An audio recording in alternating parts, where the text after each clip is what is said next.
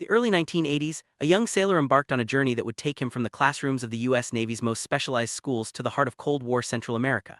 After excelling at both CCTV and broadcasting schools, he was ready to take on the world of military communications. This was a time when technology was rapidly evolving, and the Navy needed sharp minds to keep up. Our story begins at NTC Great Lakes, Illinois, where the foundation for a remarkable career was laid. The skills learned here would soon be put to the test in ways no one could have imagined. NTC Great Lakes, the CCTV school, was a hub for interior communications electricians and technicians. Here, students learned to maintain and operate the shipboard closed-circuit television systems that kept sailors informed and entertained at sea. The training was rigorous, demanding both technical precision and creative problem-solving. Graduating at the top of the class was no small feat, and it set the stage for even greater challenges ahead. The skills honed in these classrooms would soon prove invaluable as new technologies swept through the fleet. After mastering CCTV, the next stop was Lowry Air Force Base in Colorado, home to the Defense Visual Information School. This was where the Navy's future information warriors learned the art and science of military broadcasting. The curriculum covered everything from radio production to live television, preparing students for the fast-paced world of military media. Graduating with honors here meant joining an elite group, ready to deliver news and entertainment to sailors around the globe.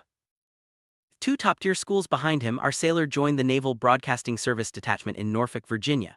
This unit was at the forefront of military media, supporting the world's largest naval base. The Norfolk Detachment was responsible for high-end television production, fleet training, and delivering crucial media materials to the Atlantic Fleet. It was a technological hub, often receiving the latest broadcasting equipment and handling high-profile projects for Fleet Forces Command. During the early 1980s, the Navy underwent a major technological leap with the introduction of the Sight-III system. The shipboard information training and entertainment system replaced the old 16 film reels with Sony Betamax VCRs, transforming life at sea. The new system allowed for easier distribution of news and entertainment, boosting morale and keeping sailors connected to home. Our sailor was at the center of this transformation, retrofitting ships and submarines with the latest tech. Next generation of shipboard entertainment arrived with the Super Sight system, designed for Nimitz-class aircraft carriers and Iowa-class battleships. These massive ships now had their own onboard TV studios, allowing sailors to produce local news and programming. The integration of AFRTS content brought music and television from home, making long deployments more bearable. Our sailor played a key role in installing and maintaining these advanced systems, ensuring the fleet stayed informed and entertained. Life at the Norfolk Detachment was a blend of high-tech work and hands-on problem-solving. The team was responsible for designing systems, routing miles of coaxial cable, and merging old film projectors with new Betamax decks. They also built out radio stations on carriers, broadcasting AFRTS music across the ship. Every day brought new challenges, from troubleshooting signal issues to ensuring the Super Sight head end didn't overheat in the rack room. As an interior communications electrician first class, IC1, our sailor was the backbone of shipboard technology. The IC rating was evolving, moving from analog sound-powered phones to digital and video systems. Integrating state-of-the-art Sony Betamax systems into 1940s battleship hulls was a unique challenge, but it was also a point of pride, providing the only window to the world for crews during long deployment. The Sight system became the primary source of morale for thousands of sailors. After months of retrofitting ships, a new opportunity arose, a request for volunteers to join the Rapid Deployment Force (RDF). This elite team would travel to Central America, supporting U.S. forces during a tense period of the Cold War. The mission: bring American news, music, and entertainment to remote outposts, boosting morale and keeping troops connected to home. It was a dramatic shift from the technical precision of Norfolk to the unpredictable world of expeditionary broadcasting. Southern Command Network, SCN in Panama was the hub for American Forces radio and television service in the region. Here, our sailor recorded high-value content from satellite feeds onto Betamax tapes, which were then flown to remote outposts in Honduras and El Salvador. Without these recordings, U.S. troops would have been isolated from American culture. The SCN mission was vital for morale, and our sailor was at the heart of it. Palmerola Air Base, now Soto Cano, was home to Joint Task Force Bravo. As the station engineer, our sailor kept the Sight systems and low-power FM transmitters running in a harsh, dusty environment. He also served as the on-air DJ, becoming the voice of the command for over 1,000 personnel. The base was a critical outpost, and the radio station was its lifeline to the outside world. The radio handle Big Mac Wack Attack. Our sailor created the legendary Saturday night six-pack show. Each week he played 6 current classic rock and pop albums in full, giving troops a much-needed escape. The show featured hits from Van Halen, Bruce Springsteen, Prince, and more.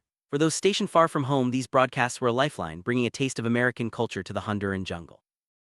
Radio station at Palmerola was a marvel of improvisation. A full Sight-III system, radio turntables, and reel-to-reel decks all crammed into a standard Shipping Conex box. This station in a box could broadcast music and news across a 30-mile radius, reaching not just the base but local communities as well. The setup was rugged, reliable, and always on call, with the engineer living just steps away in a Plywood Hooch.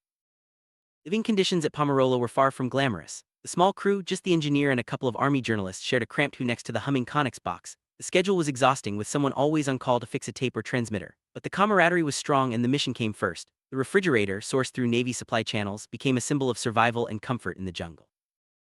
As a Navy IC-1 leading a team of Army journalists, our sailor navigated the complexities of joint service operations.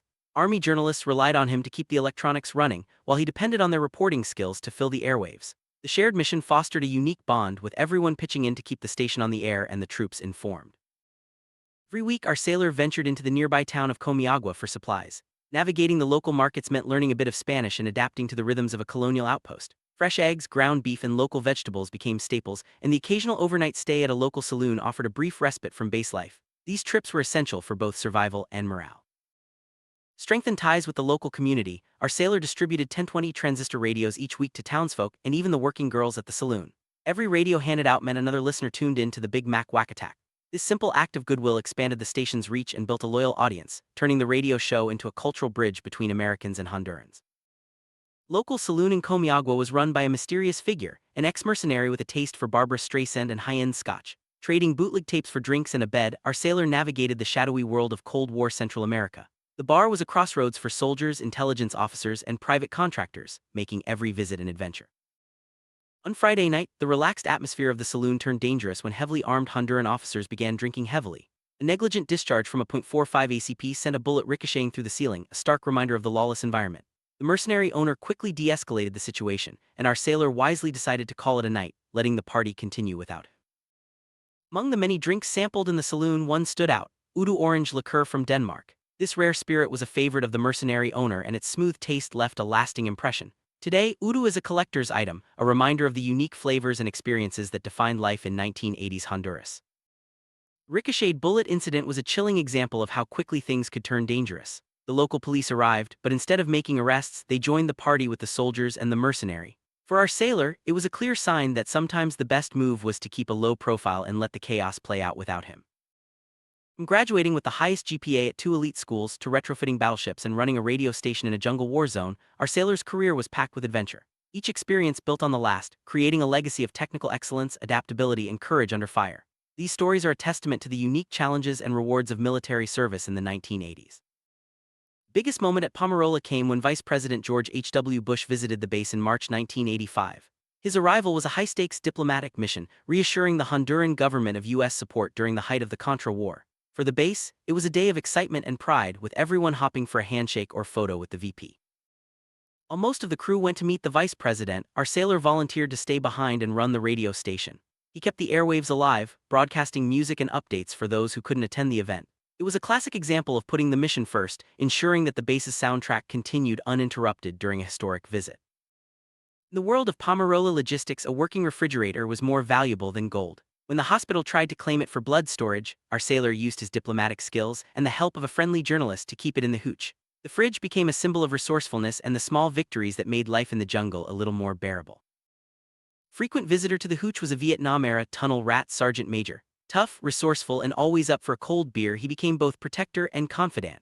His war stories and willingness to trade for a drink added color to life at Palmerola, and his presence was a reminder of the bonds formed in challenging environments. While the rest of the base was busy with the VP's visit, our sailor held down the fort in the Conex box. Sipping a cold beer and spinning records, he kept the music going for everyone who couldn't be at the chow hall. It was a surreal moment, history unfolding outside while the Big Mac Wack Attack kept spirits high inside. Feeling a bit tipsy during the VP's visit, our sailor decided to pull a Robin Williams and dedicate a song to the vice president. He chose Black Sabbath's War Pigs, a bold move given the political climate. The heavy metal anthem, with its air raid sirens and lyrics about generals, was a one-man protest and a legendary moment in military broadcasting. Low-power transmitter meant that the VP's security team was focused elsewhere, and the sergeant major was busy at the chow hall. The tipsy DJ defense worked, and the incident was chalked up to a technical glitch. For an honor grad who kept the station running 24/7, a little heavy metal was easily forgiven. Big Mac Wack Attack became a legend at Palmerola and beyond. The stories of daring broadcasts, technical wizardry, and survival in the jungle are still told by those who served. The radio show was more than entertainment. It was a lifeline, a morale booster, and a symbol of resilience in the face of adversity. Every day brought new technical challenges, fixing broken tapes, troubleshooting transmitters, and keeping the site III system running with limited tools.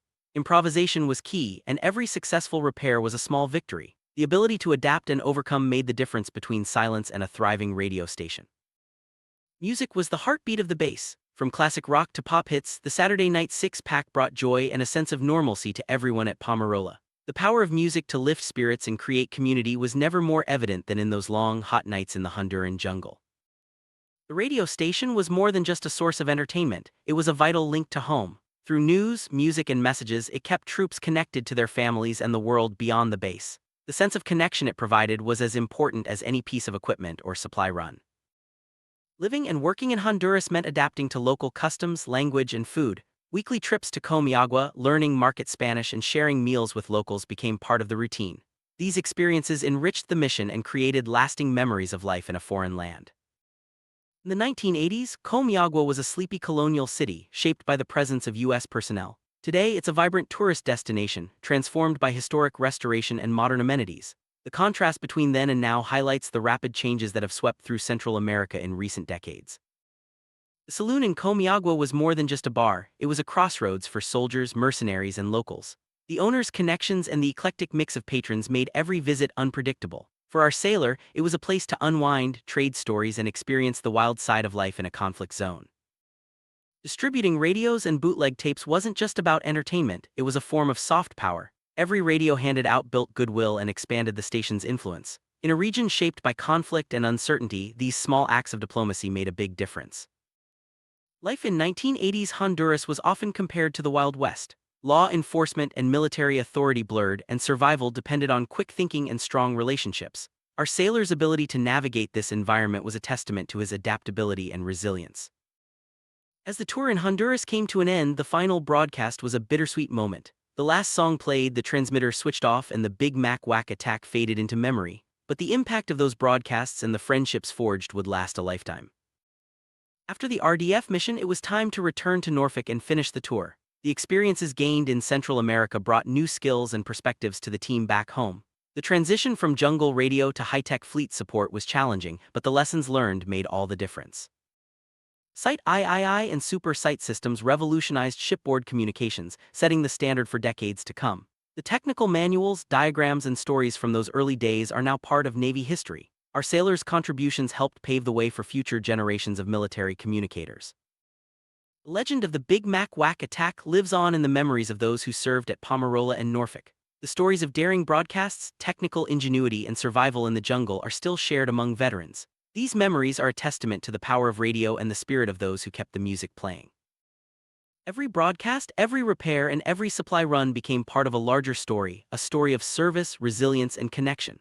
The power of storytelling keeps these memories alive, inspiring new generations to take on challenges with courage and creativity. Journey from NTC Great Lakes to the jungles of Honduras is a unique chapter in Navy history. It's a story of innovation, adventure, and the enduring power of music and communication. The legacy of the Big Mac Wack Attack is a reminder that even in the most challenging environments, a little creativity and a lot of heart can make all the difference. Decades later, the impact of those days is still felt. The friendships, the lessons, and the stories continue to shape lives. Whether it's a song on the radio or a memory shared among friends, the spirit of the Big Mac Wack Attack endures. It's a legacy built on service, ingenuity, and the unbreakable bonds of those who serve together.